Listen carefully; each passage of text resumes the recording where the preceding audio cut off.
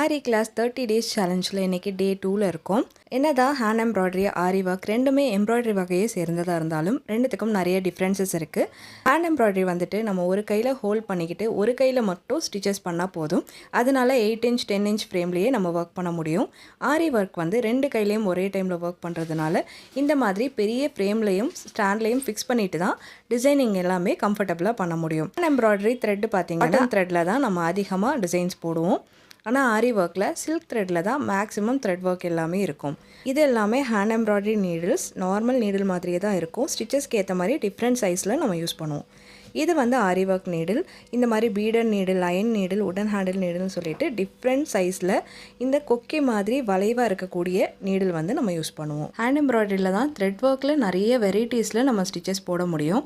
அதே மாதிரி ஆரியில் மட்டும்தான் பீட்ஸ்லாம் யூஸ் பண்ணி கிராண்டான ப்ரைடல் ப்ளவுஸ் எல்லாமே ஈஸியாக நம்மளால் போட முடியும்.